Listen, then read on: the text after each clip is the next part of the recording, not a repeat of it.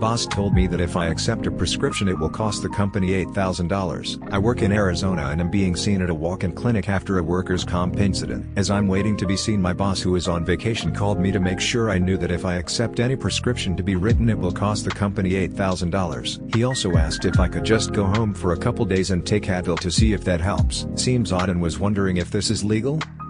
If I tell you to spray fairways, you spray fairways.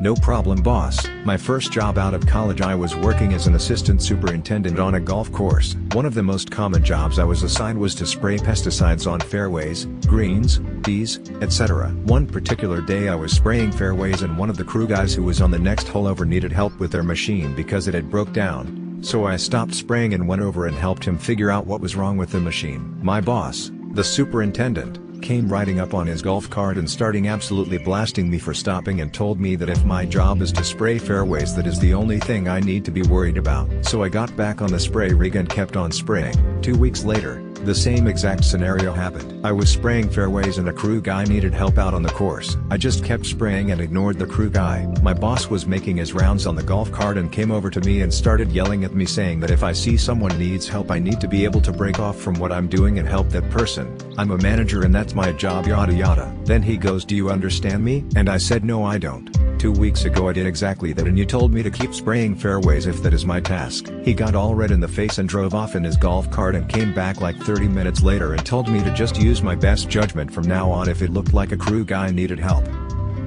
My customer's car was repoed while at my mechanic shop, over $12K in work. A customer brought his truck to my mechanic shop in October 2024 stating the engine blew and it needed a new engine. We inspected the vehicle and sure enough needed an engine, so we purchased the used engine for over $7,000 and installed the new engine. Altogether with labor and storage fees, the total came out to about $12,000. The owner was aware of this and signed an invoice. Fast forward a couple weeks later, after trying to get payment from the guy, a tow truck pulls up to my lot and states that the truck is getting repossessed by the finance company. I told the tow truck driver that the vehicle has $12,000 worth of work not paid for, so no one's going to be taking it. Tow truck driver said he doesn't want to deal with all this and left without the car. I called the owner of the vehicle who had brought it in and told them that the tow truck had come to repossess it, and he told me he wasn't going to be paying for the repairs if they're repossessing the car. We had no luck getting any payment from the man who brought the car in. After hearing nothing for a couple weeks, we got a call from the finance company who was repossessing the vehicle. They wanted us to send the invoice of the repairs and let them know how much they will owe so they can come take possession of the vehicle. I sent them the invoice for $12,000 and the next day the lady called back saying that they cannot pay $12,000 but they will offer to pay us $5,000 and settle it. I told them that I was not willing to take a $5,000 settlement because I have more than that in the engine alone, and I really wasn't comfortable letting the car go until the full invoice was paid. The next day they called back and said we can keep the car because they are not going to be paying $12,000 in repairs and it's not worth it for them pay. I understand that I have the right to start on a mechanic's lien on the vehicle, but in this situation, who would I go after, the owner or the finance company? This seems like it's going to be a big headache. I don't even know where to start.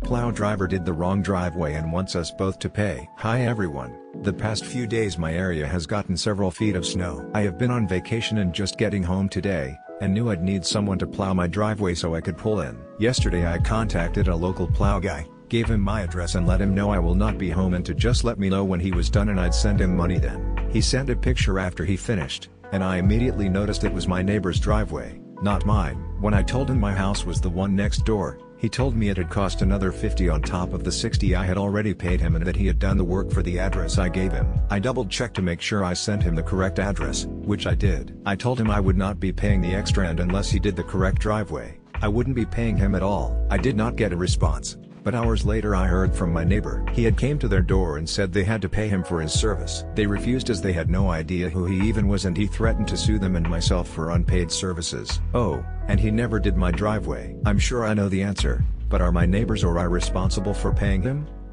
You bugged my car?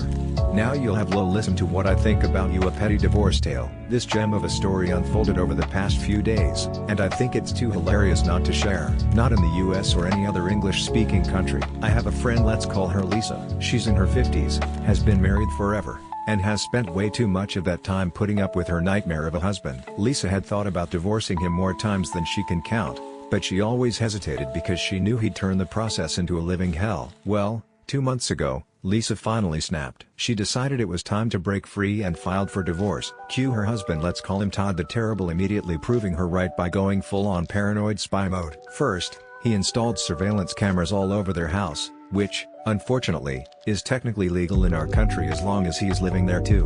But Lisa's pretty sure he also planted some illegal listening devices because, get this, that's the exact advice he gave his brother during his own divorce. As if that wasn't creepy enough, Todd took her car for 2 days because it's the family car. He never uses the family car, as he got his own car right after she handed him the divorce papers. Plenty of time to slap on a GPS tracker or a few bugs, right? His excuse for all this James Bond level nonsense? He claims Lisa is cheating. Spoiler alert, she is not. But here's the kicker: in my country, divorce means splitting everything 50-50 regardless, unless something truly extreme comes up. So even if Lisa were sneaking off to rendezvous with the entire team of Kansas City Chiefs, it wouldn't change a thing. Todd's tantrum is entirely pointless. Now, Lisa doesn't have the time or money to check her car for gadgets, and the whole situation is understandably frustrating. So, I suggested the perfect petty revenge, turning his creepy surveillance obsession against him. Now, when she is in the car, she regularly puts on a show, loudly announcing gems like your DCK is so small that need a microscope to find what you're working with. You're the worst sex I've ever had. And I've had bad sex. I feel sorry for your future dates. They'll need a search party to find any satisfaction. She's tried it a few times now and tells me it's more satisfying than therapy.